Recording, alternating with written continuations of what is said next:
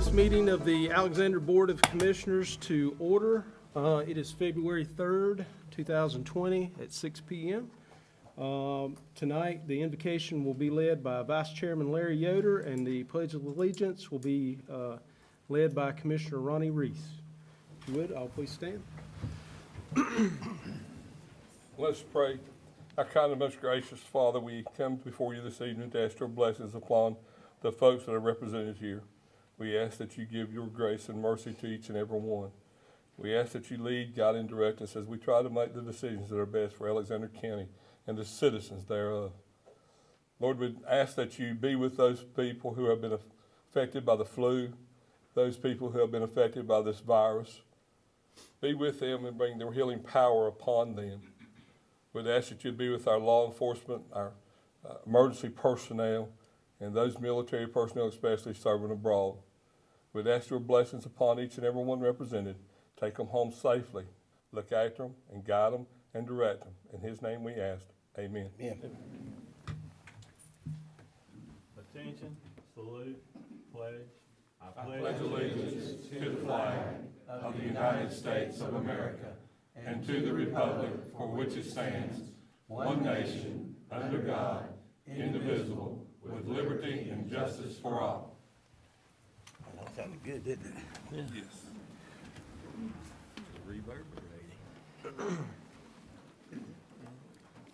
Yes. Commissioner's report. Does anyone have anything they'd like to report on?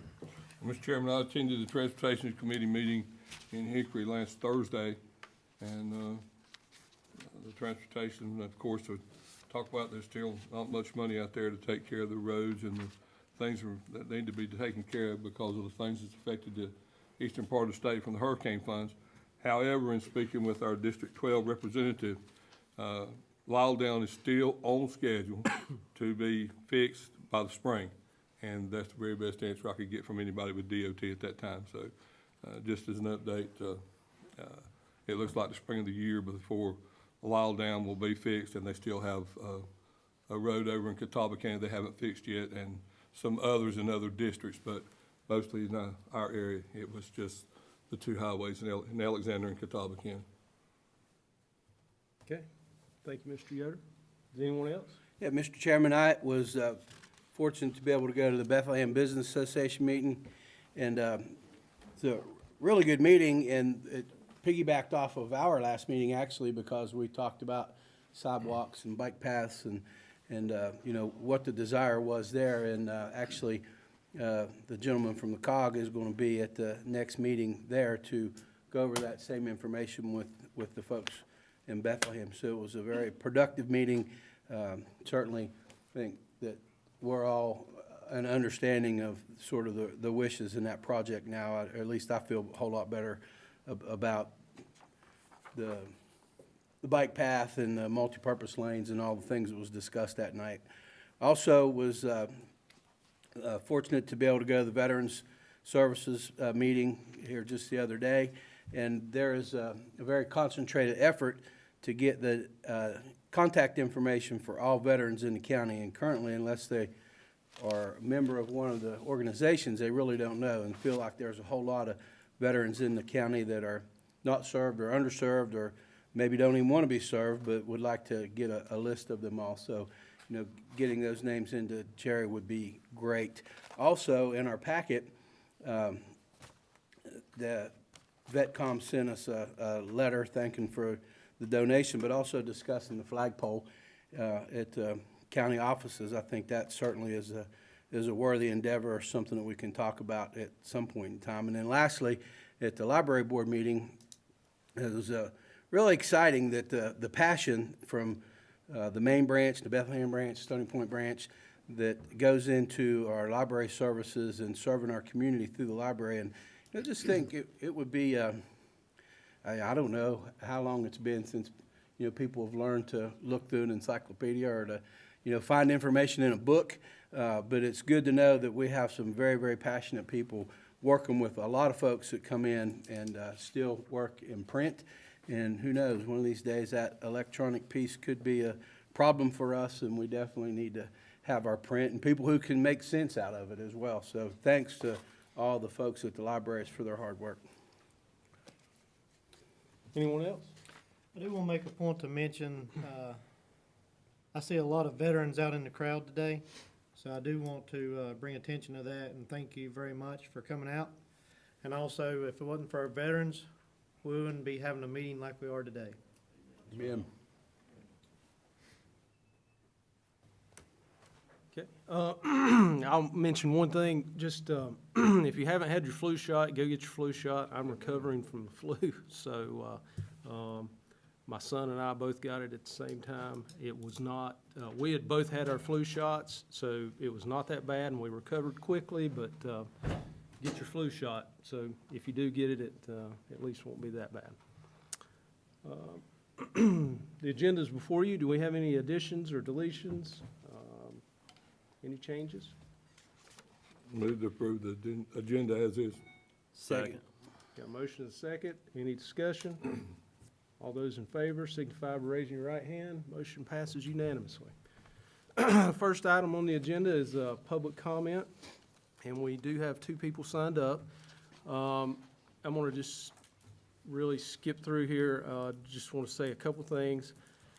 Please limit your time to 3 minutes. The clerk will be timing. The public comment is a time for you to come up and share your concerns or anything that you have with the board. It's not the time for us to answer questions on the spot, because sometimes we may not know. So if there's any further investigation of any topics brought up, the appropriate county officials or staff will look into that. First on the agenda, or first on the list, is Craig McLeod, and he wants to speak about the enforcement of county ordinances.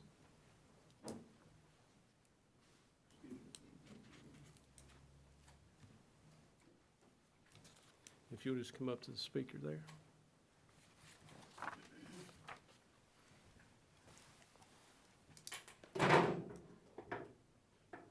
We're okay. Thank you. You ready? Good evening, commissioners and public. My name is Craig McLeod. In 2017, my wife and I purchased Wrigley Ranch Road, including approximately 110 acres located off Pilgrim's Ranch Road. In September 2019, my wife emailed you and your departments, including sending pictures for a large array of county ordinance violations, to include 154.006, 130.4, and 131.4, among many others. These would include a 4-foot-high piles of household garbage, tires, old trucks, cars in scrap condition, and trash everywhere, etc. You name it, it's there. There are 4 property owners on Wrigley Ranch Road that are long past immediate attention. Public health and general welfare concerns are badly needed.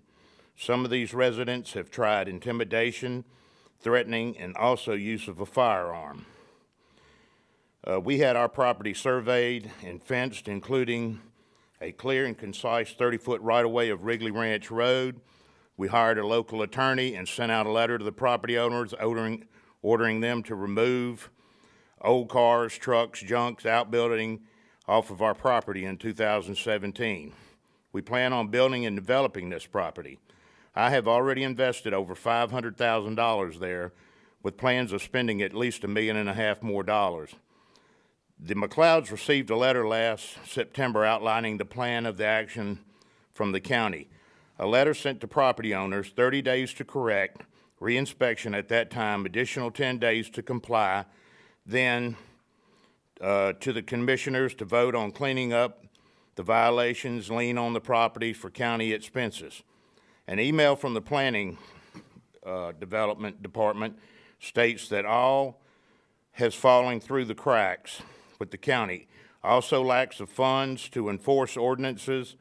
The McLeod should consider private civil action. Our attorney sent out another letter in January 2020 to clean up the right-of-way by January the 31st. This board has been provided with numerous correspondence concerning these issues with the county, and including pictures as recently as last week. Recently, Billy Southern, a renter down there, committed suicide. The sheriff said he had been called many times to the area. Deputy said it was a total nightmare and a mess trying to get down there and get him out still alive at that time. The ambulance service refuses to go down there. People must be carried to the asphalt pavement. Why should the McLeods spend more funding? The county has a multitude of ordinances to address these issues. It's not my burden. Ingress and egress for emergency personnel safety is a must. Mr. McLeod? All I must hear is the lack of funds and manpower. When will the county step up? Mr. McLeod, time's up. Our attorney has advised to try with the county again, and I have considered my legal options, including the county. Thank you for your time. Thank you.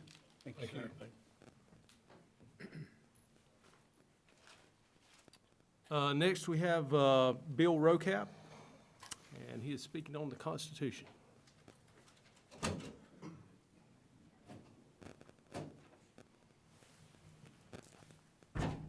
Thank you. Appreciate your time. I wanted to do two things. One was read a couple of sentences out of this little pamphlet that I have here. The name of the pamphlet is Documents of Freedom.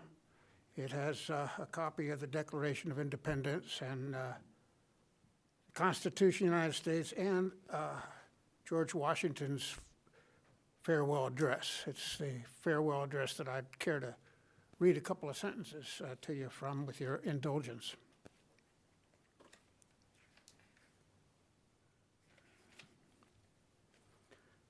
Of all the dispositions and habits which lead to political prosperity, religion and morality are indispensable supports.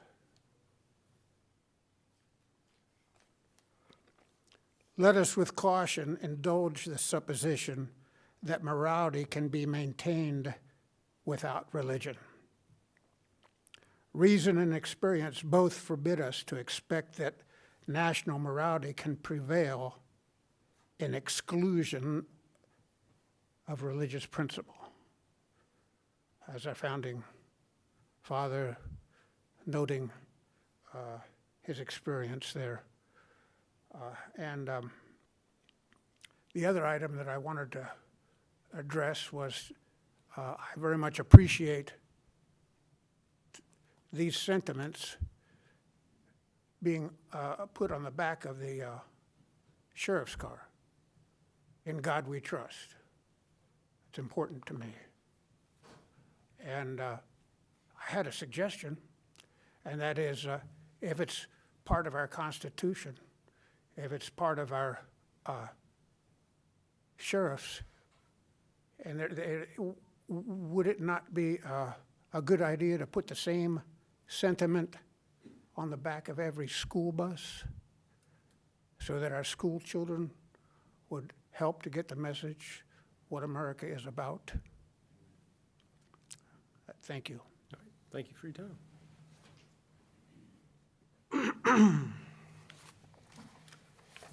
That is all for public comment.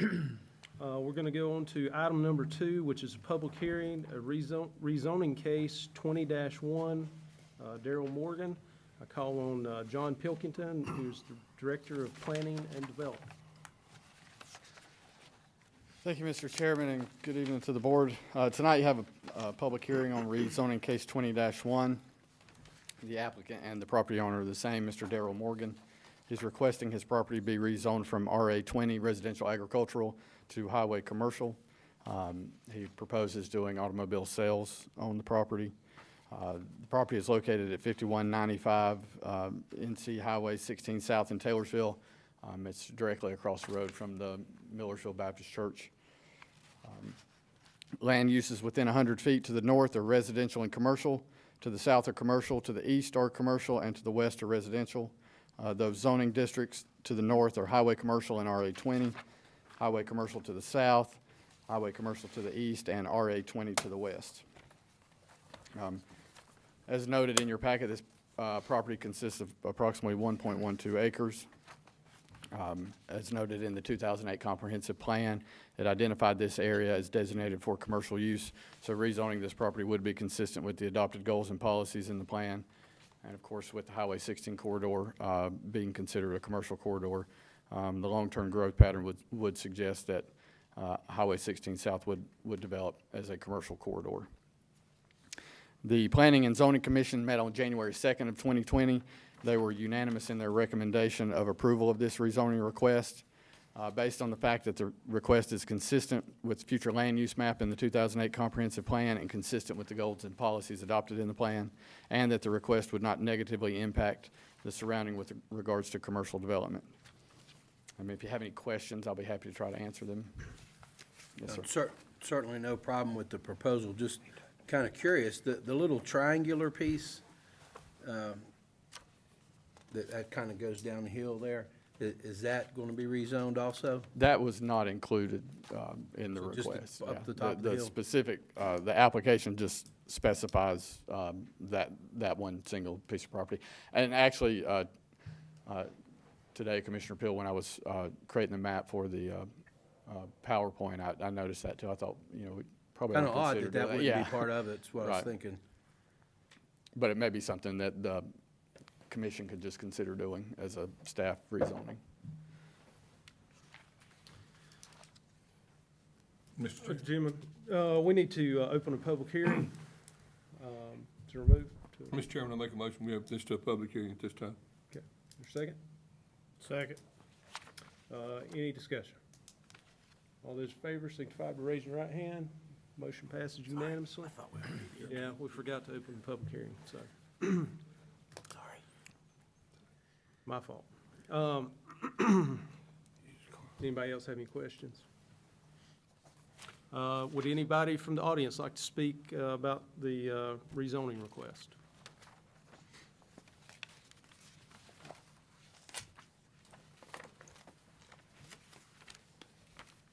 Good. We have a motion to close the public hearing. Mr. Chairman, move to close the public hearing at this time. Second. Any discussion? All those in favor signify by raising your right hand. Motion passes unanimously.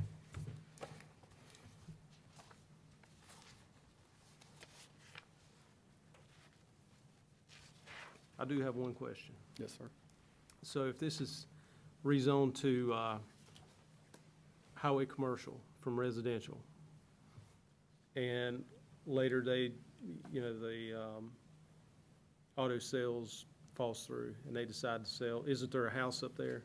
The house, I believe, was removed, and right now there's only Okay. garage structures. That's kind of why they came to, and it notes it says auto sales, but that's not they really just wanted to rezone it so that it could be a commercial use at some time in the forward. She had just mentioned they may want to do automobile sales, but that wasn't 100% guarantee that they would do it. Well, hypothetically then, if the house were still there, this is just for my information.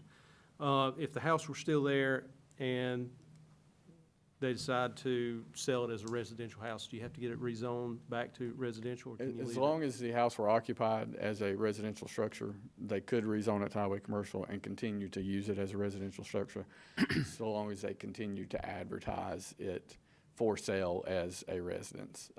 Does that make sense? Yes. A lot of times, you can't dual advertise, probably not the right word, but dual list property that's like a house on commercial property. You can't go either or. It's one or the other. Once the zoning changes that it wouldn't allow, say, the residential use anymore. Okay. So, Does anybody else have any questions? Then I will make a motion that we approve the rezoning request 20-1 as the rezoning request is consistent with the future land use map in the 2008 comprehensive plan and is also consistent with the goals and policies adopted in the plan. The request will not negatively impact the surrounding with regards to commercial development. Second? Second the motion. Any discussion? All those in favor signify by raising your right hand. Motion passes unanimously. thank you. Item 3 on the agenda is the Census 2020 update. Call on Harold Carrillo, Partnership Specialist for the U.S. Census Bureau.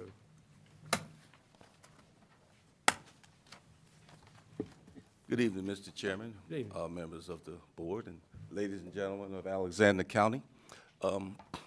My name's Harold Carrillo. As you said, I'm a partnership specialist with the 2020 census.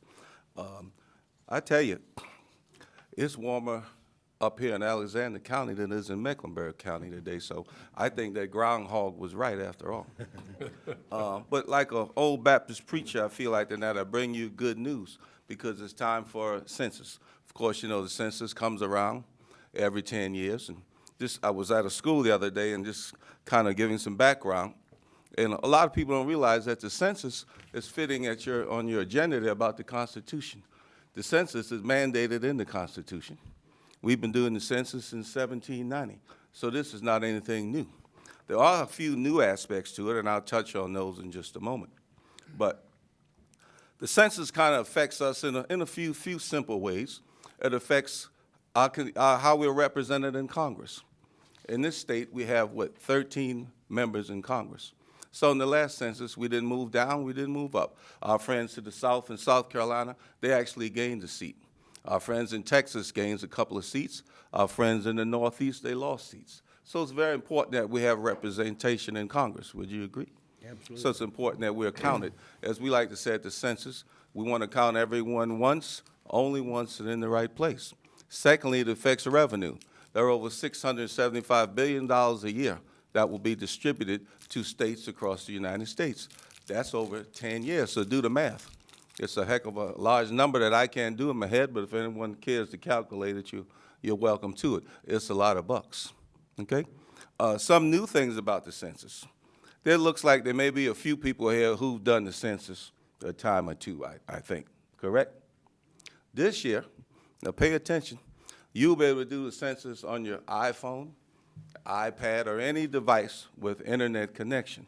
So there'll be some new things. No longer will we necessarily have that long form that we may have done in 2010. So that's new technology. We're going to leverage the technology with the census. Secondly, we need people to help us with the census. I'm responsible for Alexandra, Burke, Caldwell, and Catawba counties. Those are your contiguous counties here. We're going to hire somewhere in the neighborhood of 500 people to help us do this job. These jobs will last approximately 6 months, and they'll pay about $20 an hour. Now, talking with my friends around the western counties, they say that's a pretty good wage, okay? So, my friend Gary Herman, is Gary here? Okay, Gary knows how to get in touch with me. Gary is the chairman of our Clean Count Committee in Alexandra County. So Gary's put together a group of public and private sector folk, and they're going to help market and do outreach and advocacy for 2020 census. So I'll be back here with Gary on the 11th, I think, and on the 20th, we're doing a job fair. And Gary, I think it's right across the street. Right, so we're going to be there along with some other folks. We're going to, a lot of other folks say they plan to hire. We've got jobs. In fact, I tell folks all the time, we've got more jobs than we got people. So again, I encourage you to participate in 2020 census. Thank you very much. Thank you for being here. Thank you, sir. Okay.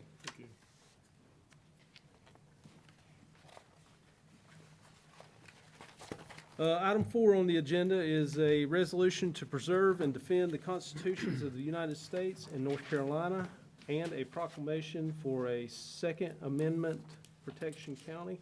I'm going to read the first proclamation or resolution, and then Sheriff Bowman's going to come up and he's going to present the other one. So, at first, well, we'll get to that later. So I'm going to read the first one. Resolution to preserve and defend the constitutions of the United States and North Carolina.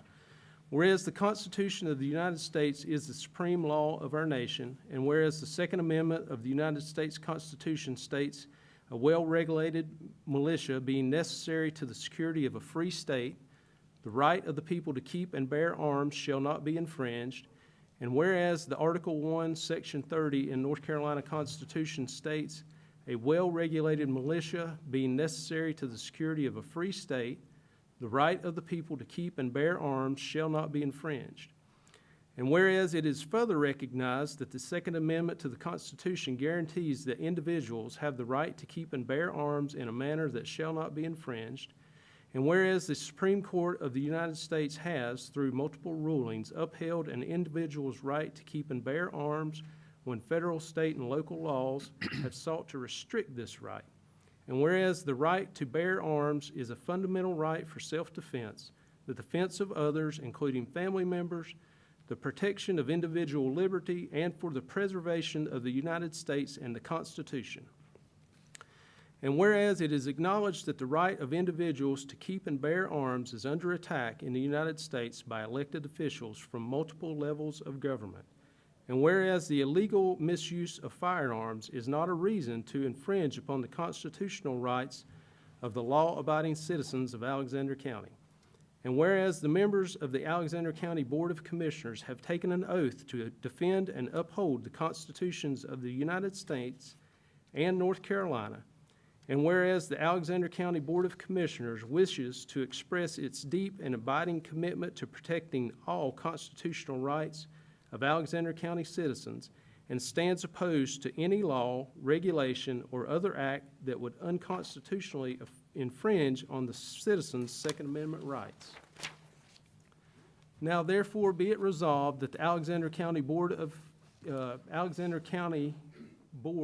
County Commissioners declares its intent for Alexandra County to stand as a constitutional rights protection county and will respect, protect, and defend Alexandra County's citizens' rights afforded by the Constitution, including those in the Second Amendment.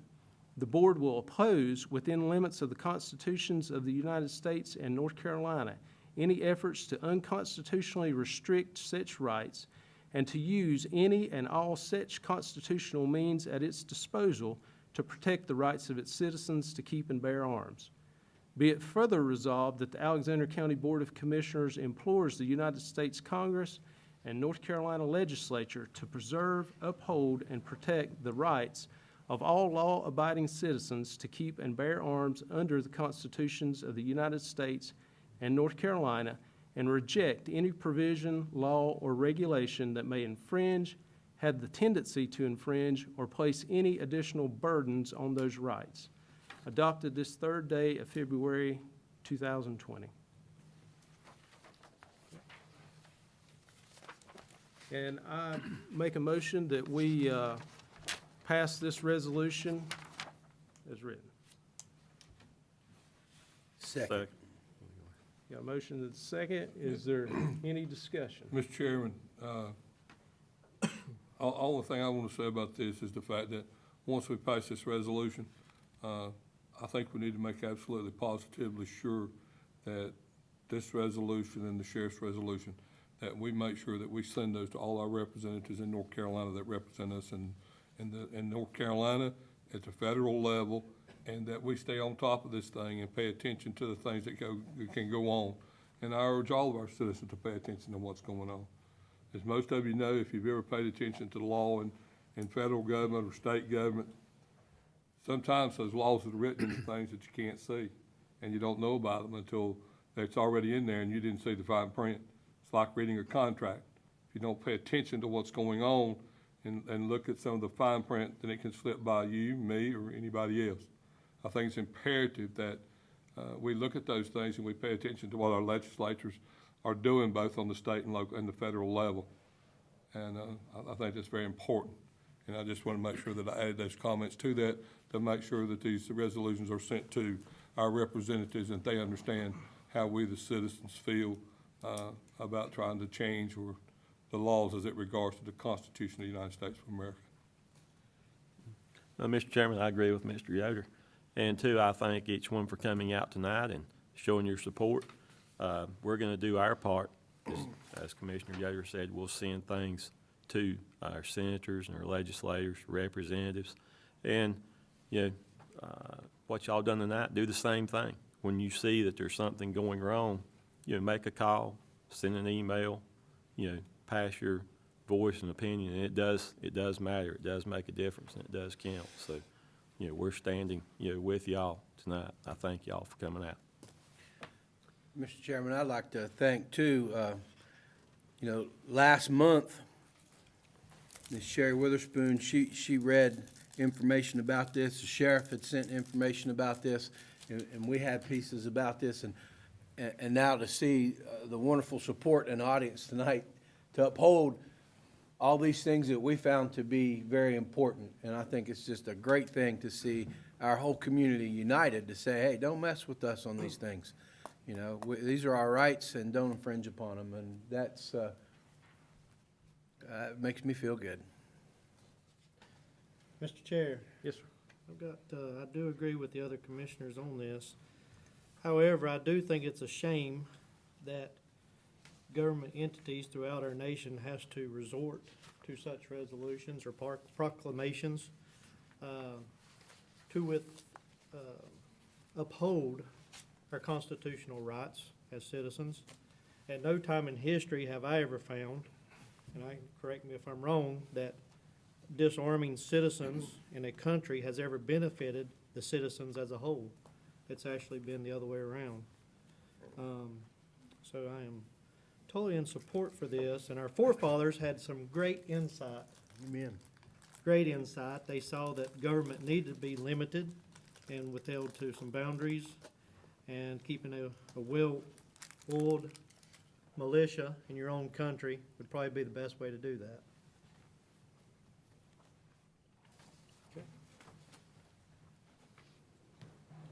I will mention one thing. There's been a lot of talk about this at the county level across the state, many counties. And I don't know exactly how many counties something similar to this has passed. Somebody just held their hands up, 7 right now. We do talk among ourselves to other counties. And one of the things that came out of that, and if you'll notice, we did not use the word sanctuary, and there was a reason for that. We don't want it to be, that's a legal term, and we don't want it to be construed with the sanctuary cities that they have in some parts of the country right now. So it's very important that we did not use that word. So we're using the word, resolution to preserve and defend the Constitution of the United States and North Carolina. So I hope you guys understand that. And if you have any questions about it, you're free to ask us after the meeting. Be glad to answer it if we can. So any more discussion? We good? All those in favor signify by raising your right hand. Motion passes unanimously. Okay, the second part of that, we have a proclamation that our sheriff wants to present as well. And come on up, Sheriff Bowman. And he's going to read this since my voice is about to go on me.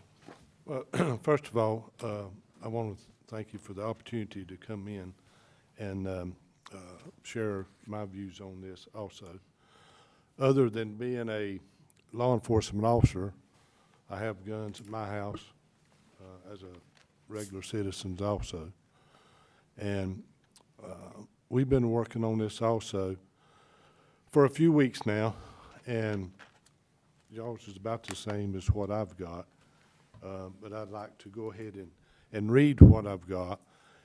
As long as we're all on the same page, I think we're showing the support that we need to show. Absolutely. So it's not mine's better or yours better, vice versa. I think we're getting the point by the crowd that showed up here tonight that we're not going to sit back and let some of this stuff that we're hearing about ease in down here.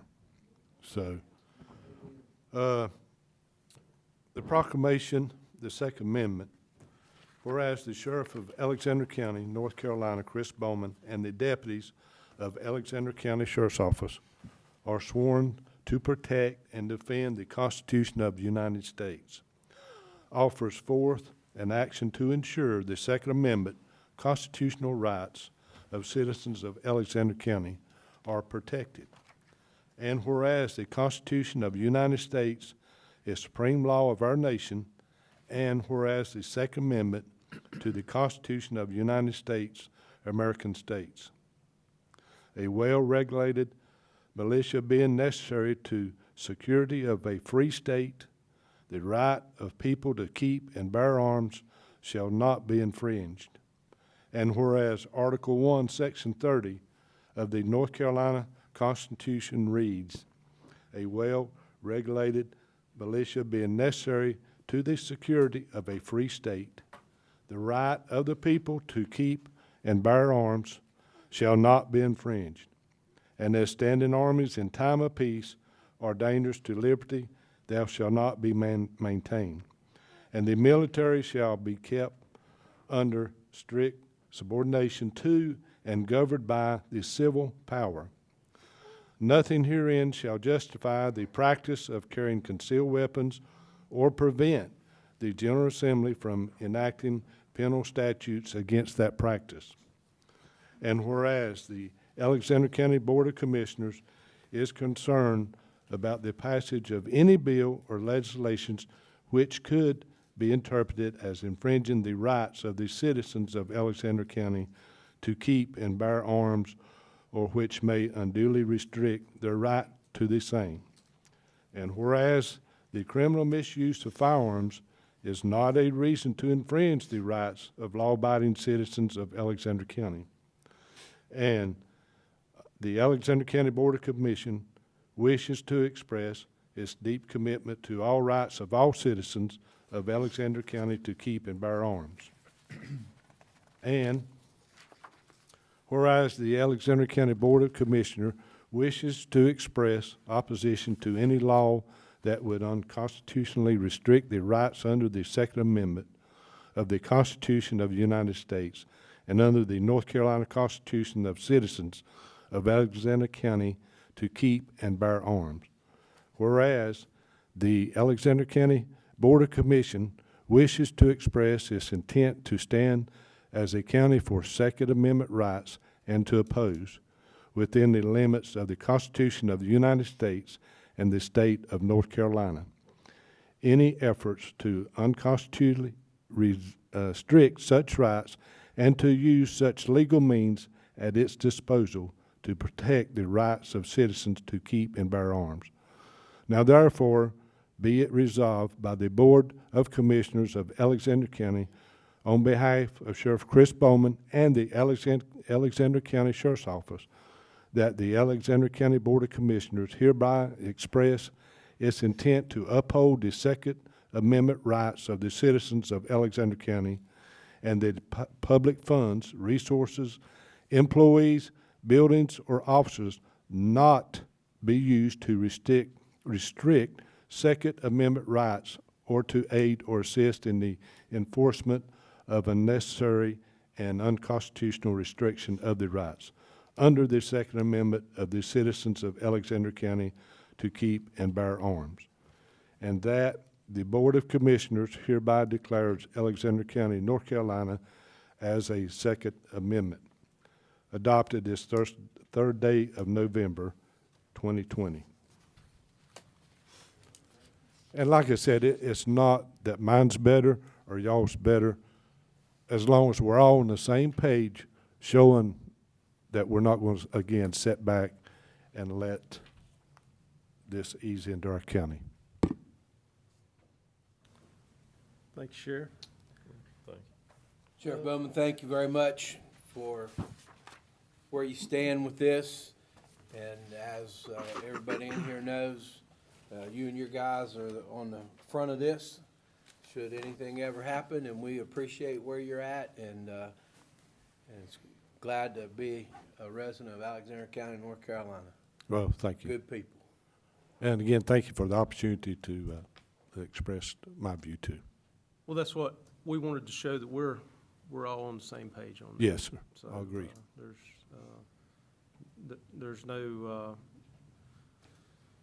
There's not two opinions on this. There's one. Alexandra County government, the county commissioners, the sheriff, we all stand united on this, and you know, we want the citizens to know that.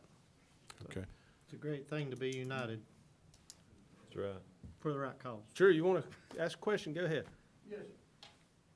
At the end of the sheriff Coleman, pardon me, proclamation, he read a date, November 2nd of 2020. No, it's February. Did I say November? Understood him to say, If I said November, I'm sorry, I'll correct it. Adopted this third day of February. Right, because what he has here does say, February the 3rd, 2020. I didn't hear that, sorry. Well, thank you for, I know you're listening, so that's good. You got their attention. I've done that to make sure you're listening. Mr. Chairman, I make a motion to approve the proclamation that the sheriff has presented. Second. Okay. Well, let him finish. I was You gonna wasn't say, and in conjunction, make sure that this letter is also sent to the same folks in Raleigh and Washington, so they'll understand that we're all standing on the same platform here. Okay. I just want one of them shirts. They'll fix you up. Yes. I saw a video on Facebook, which was on the Talbot County Post, that the governor is trying to pass a red flag law. Now, if he does that, how is that gonna affect the county? Well, the red flag, and I will say this, even now, in our job, if it's a mental patient, we do temporarily hold their weapons because of their safety and the people around them, okay? And another, the only time that we would, of course, be in a criminal act, but if a order comes down from a court, domestic violence issues, that the sheriff shall take custody of all weapons in that particular household. And again, that is temporarily to protection of the domestic issue on both sides. But these people in this chat room were talking, let's say me and this guy here are neighbors, all right? And he comes over, spins my grass up, and we get into an argument. And I look like I'm gonna reach over and slap him. Well, he could call you, and the way they're wording this red flag is you could come out and take all my guns because we had a confrontation. No, sir. No, sir. And let me say, the governor can't do anything unless the General Assembly passes a law saying that is, as long as the General Assembly does not vote yes on that, then it's not gonna happen. And I can tell you, that's not gonna happen. Okay, well, I saw that and I'm very concerned. Yeah. Now, if a weapon is involved in that altercation, yes, it's possible that we will seize it for evidence for court, but that's not going to say that we're keeping them to have them destroyed. You can't go and seize someone's weapons just because, your neighbor says he may be a danger to me, so.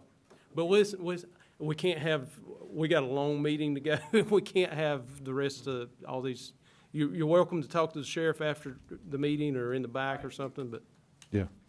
And appreciate your concern. Yes, sir. Okay. That's the main and back. guys, we don't have the time. Go ahead, one more question. You've been raising your hand back there. I want to know, Chris stated that mental, come out, or mental, the person has a mental, something wrong, or say something. You got a lot of veterans, PTSD, but I tell you what, how far down are you gonna take that? Because just cause somebody in combat have a PTSD don't mean it's straight away. I think that falls under a court order, does it not? Yeah, it all goes back to the courts. I have to, under the oath that myself and deputies take, have to follow the court's orders. And the court orders that I take a weapon or weapons from a household, I have to do that. And this don't mean it is, this is just temporarily. And I'd say probably 98% weapons that we seize are returned back at a later date to the proper owner. Any questions, discuss it with the people, that way you'll eliminate this. Right, ask them to do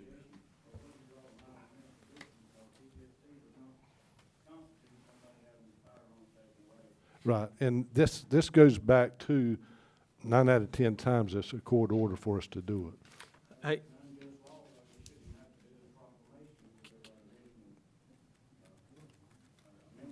Can I make a suggestion? The sheriff, think about this, but having a town hall meeting where you can discuss any of these issues. Sure, Yeah, so, Somebody wants to line it up, we'll be happy to. okay, all right. Thank you, Sheriff. We've still got to vote on this. I don't think we finished where we at on With motion and second. I second. motion and a second. Yeah. Any more discussion? Okay, all those in favor signify by raising your right hand. Motion passes unanimously. Thank you, Mr. Thank you again.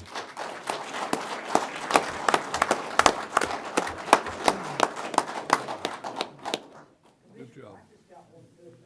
Okay.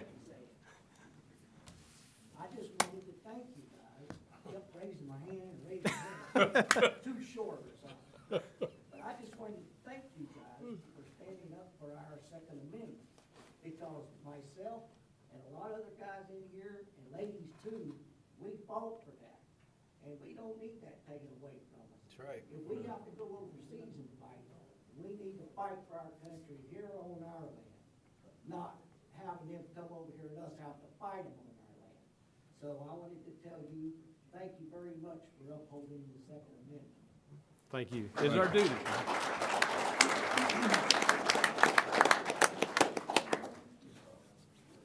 You guys are welcome to stay for the rest of the meeting. Don't leave. We don't have any donuts or anything.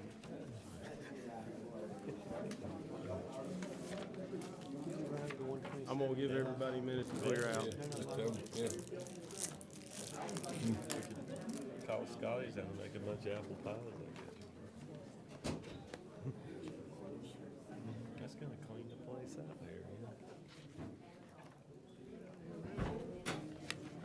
Town needs to do some kind of a resolution. You know, give a little equipment. Yeah. Need to get up our local town council. Uh-oh. Get that away from me. My only son dropped for the whole day. Just one of that. This is her plan.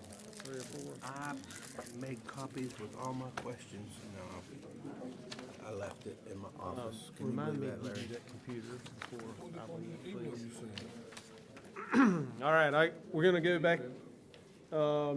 Item, you guys ready? Yeah, we're ready. Okay, y'all are. Yeah, we fine. Okay. Born ready. Item 4 on the agenda, resolution to, we're past that, sorry. Item 5 on the agenda, Alexandra County Schools Facility Repairs and Renovations Update. Call on Dr. Jennifer Hefner, Alexandra County Superintendent. Thank you, Chairman Mayberry, Vice Chairman Yoder, Commissioners, and Mr. French. I appreciate the opportunity to present the Alexandra County Schools Facility Repairs and Renovations Update to you this evening.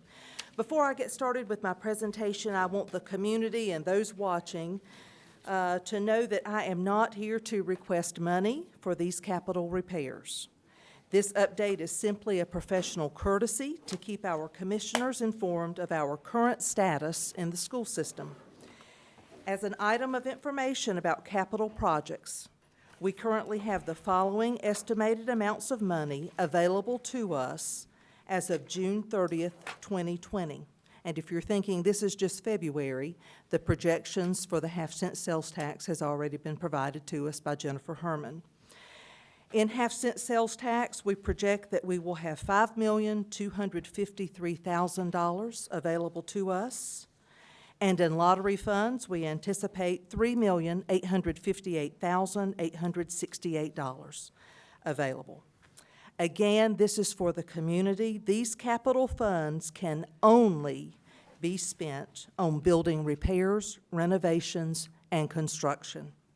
These funds cannot be used for salaries, supplements, or any kind of general operating expenses such as utilities or things of that nature. Tonight, Mr. Bowman passed out a folder to each of you, and I just wanted you to have this document. It's a hard copy of something that we've been using for the past 3 years in the school system. It's a long-range 5-year facility plan, and it can be located on the system's website under the Our District tab. If you hit that tab on the website, you will see a variety of different links, and it's one of them. This is a working document, and revisions are made as needed if we have emergencies to arise, but it just includes routine maintenance of things that can be projected in the future, such as roof replacements, painting, carpet removal, HVAC replacements, equipment replacements, paving of parking lots, and other items of that nature. Now I'm going to quickly flip through the slides, but I also want to explain that the projects that you see listed for each site have been vetted through a multi-layered process that starts at the building level with the school's principal. Then those lists of items were confirmed through the maintenance director, Chris Campbell, and he is in attendance with us tonight. Chris, wave your hand in the event that some of our commissioners don't know who you are. From there, those list of items were presented to the Board of Education's Facilities Committee, and then the full board approved the list in front of you at their November 2019 meeting. As I said, I'm quickly going to proceed through the slides, but we will start with Alexandra Central High School. I am not going to read that bulleted list to you, but there is one thing that I wanted to clarify. On about 5 bullets down, the practice field storage building is decaying, and it says to replace that with a metal building with 3 sections. I want to clarify for you that the 3 sections, one, of course, would be for athletic equipment. The other 2 sections, one would be for the Student Success Center because they need some storage area. We don't have any storage area in the building that they currently use. And the other would be used for other departments such as finance or the central office. But you can see under each site the list of bullets and then the estimated total cost of repairs and renovations for the high school. That one totals $456,661. Next slide. You see some items listed for Bethlehem and East Alexandra Middle School. I talked to you about things that creep up on you and you don't quite expect them. The last bullet for East was one of those items that did just that this year, with the fire alarm system had to be replaced. But you can see the total of estimated cost for those 2 sites, Bethlehem being $16,023.24, and at East, $99,301.25. Next slide, you see Ellendale and Hidnight Elementaries. Total cost for Ellendale's repairs and different things, $20,295.20. For Hidnight Elementary, what we have found is roof replacements. Those are big ticket items. That one comes in with estimates of $125,800. Stony Point Elementary and Sugarloaf Elementary are the next slides. You can see those estimated totals. The next slide, you see Taylorsville Elementary and West Alexandra Middle School. Those estimates, again, gym roof replacements and HVAC systems, very expensive items. Therefore, at Taylorsville, $107,380. Next slide, you will see Wittenberg Elementary School and the Student Success Center and the needs that they have at those 2 sites. At Wittenberg, I have to say that number is quite alarming with $481,147. But when the school was constructed, we have really, truth be told, had issues with that roof since about the time of construction. And we have multiple leaks in it right now. We have had it assessed, and it will be one of those big ticket items to replace the roof on that. Actually, we're going to go over the top of what's there with a Duralast product, but nonetheless, concerned about the product that was used in construction. And then next to the last slide is the Board of Education building. You see what is needed there, and then the total estimated cost for all of the projects that have been presented to you, $1,850,372.69. And just my last slide, I hope this information proves helpful. As you can see, every effort is being made to address facility issues at each site within the capital funds that we have available to us. At each Board of Education meeting, I have a report in the agenda, and I have started providing the board with a chart of the projects. It is included on the agenda, and it is available to the public. There are 3 columns on the chart which will show our board the projects that have been completed, those that have been scheduled or are in progress, and then those that have not been scheduled as of the date of the meeting. Any questions? Dr. Peel? What was your total figure when you started? I was looking for something that I had thought I had and I didn't bring it, so I was pulling up on my phone. Your total, all of your capital money that you gave a total? Oh, I'm sorry. If you would like to write that down, as of June 30th, it is projected at half-cent sales tax, we will have $5,253,000. And in lottery funds, it is projected we will have $3,858,868.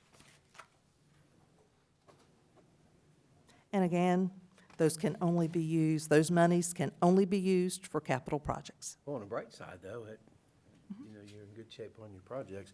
I had a question. And I thought you would be tickled too. I didn't come over asking for money. The roof at Wittenberg, and I went through, when you sent that, and I went through, and then you read my mind because you gave me this, and it answered about 98% of my questions. Fantastic. But I the wish roof I'd of- sent that over earlier. The roof at Wittenberg, it was awful from the beginning, but then, I don't know, probably 2011 or 10. Was that when somewhere we in went in and had it sandblasted and there. repainted? Redid the whole thing on it, yeah. Is there not any kind of recourse with whoever did that? Because that was a big project then, a big ticket item. Well, I think the parts, and Chris Campbell come up, this is his area of expertise. He's been up on the roof, he's been in the rafters of the roof, checking for damage and different things. He can speak to what the issue is 'Cause currently. they tore that thing apart and redid it. That's really shocking. But one of the issues that they have said is the roof. I believe it was 2014. They sandblasted, repainted 40,000 square foot of a 90,000 square foot roof. And so we recently had a roofer come out and remove the panels to make sure it was installed correctly. And according to the specs at the time, it was installed correctly. So the only recourse that you could have at this point is maybe getting some money back from the painters. But every roofer that I've had come out, the issue that they're saying is the roof is a standing seam roof, and that the paths the links are too long for that, and the slope on the roof is not ideal for a metal roof. So that's why they have suggested it's gonna hold water. Thank you, Mr. Campbell. Other questions? Thank you. No. At the time, it was up to specs. Isn't that unbelievable?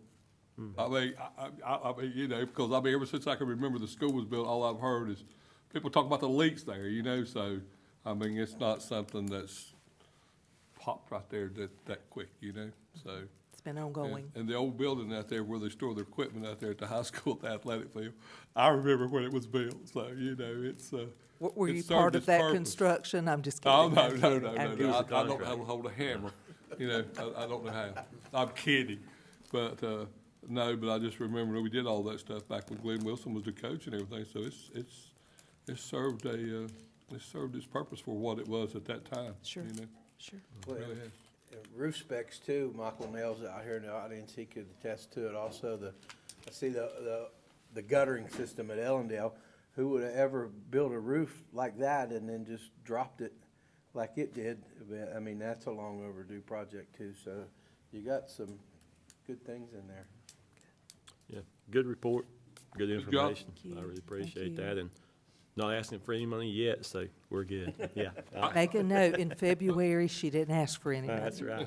But, you know, really and truly, I mean, I really appreciate the report and the update. Yes. It's really nice to have that, to know what's going on with you and everything, because, even the citizens need to know. Yes. That we have some older buildings and they're deteriorating, and, you know, maintenance has to be done. And the way you've got it spread out, it's not gonna cost you an arm and a leg that year, it'll be. Right. You know, so, you know, I commend the school board, and you guys did a good job, and thank you. I appreciate that, guys. I really do. One of Thank the best you. reports I've had in a long time, that gave me information that I needed to understand what's going on, if that makes sense, I mean, and I do appreciate it. Thank you. Seeing renovations go on at facilities, it's a morale booster also. Yes. I mean, people see improvement going on, and that's a cool thing. Yes, Thank you.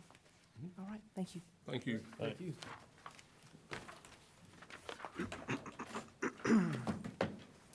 Item number 6 on the agenda is the budget ordinance amendments, number 34 through 37, and grant project budget ordinance P-1. Call on Rick French, County Manager. Thank you, Mr. Chairman. Budget amendment number 34 is to increase the library budget for donations received and for the state grant funding in excess of original estimates. Budget amendment number 35 is to increase the garage budget for expected revenue from vehicle repair services in excess of original estimates. Number 36 is to adjust the project budget line items to agree with the construction contract amount and to allocate expense line items between NCDEQ loan-funded items and items to be paid using local county funds, and that's for the Bethlehem Sewer Project, and that's not for any new money, that's just following the bids that we received. Number 37 is to budget for the local match funds required for the county for the Paragon Films Building Reuse 2020 grant project. The North Carolina Department of Commerce is providing $90,000 of grant funding, and the project ordinance is for Paragon Films Building Reuse 2020. Revenues are from Department of Commerce, $90,000, and Alexandra County match is $4,500 for a total of $94,500. And I'll be glad to answer any questions about the budget amendments, Mr. Chairman. Have any questions? Just to clarify, you know, the amendments here that really are just reordering things, and that, the one at the end, 4,500 for 90-some thousand, that's a good deal every day, right? Absolutely. All right, I'll make a motion that we approve amendments budget ordinance amendments number 34, 35, 36, and 37 as stated. Is there a second? Got a second? Marty? Yes. Marty. Yes. Is there any discussion? All those in favor signify by raising your right hand. Motion passes unanimously. Mr. Chairman, I'd like to make a motion that we pass ordinance number P-1. Second that. Is there any discussion? Being none, all those in favor signify by raising your right hand. Motion passes unanimously. Sorry, I left that one off.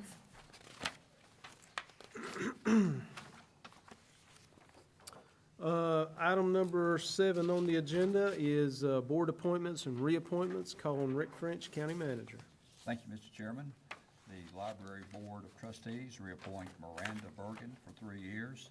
Planning and Zoning Commission appoint Don Harrington for 2 years.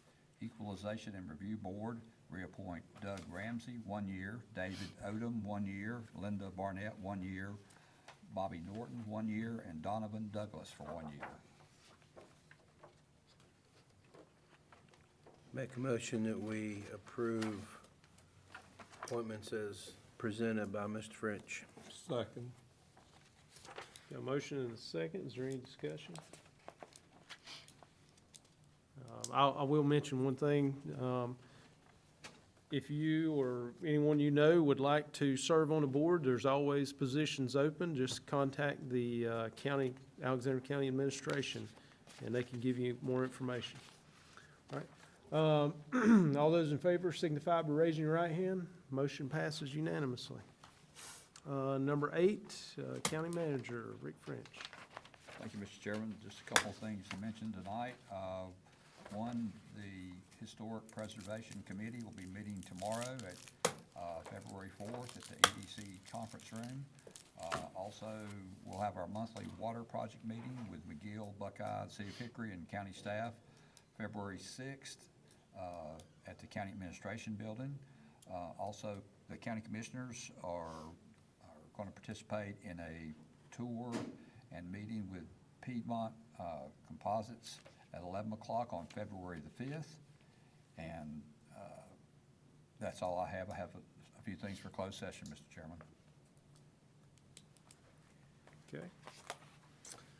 I will add that Historic Preservation Group has made some things happen and doing a lot of neat work. So I commend, I know Chairman Yoder's on that group too, and I just thank you guys for what you're doing there. That's, it's good stuff. Good stuff. Good stuff. You've all had time to look at the consent agenda.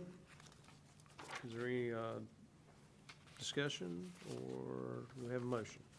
Move to approve the consent agenda as is. Second. Got a motion and a second. Is there any discussion? All those in favor signify by raising your right hand. Motion passes unanimously. Okay, I make a motion that we go into closed session per North Carolina General Statute 143-318.11, A 4 and 6, for economic development and personnel issues. We will reconvene strictly to adjourn. Thank you very much. And I make that in the form of a motion. Second. That's always a tongue twister. All those It in is. favor signify by raising your right hand. Motion passes unanimously. Really?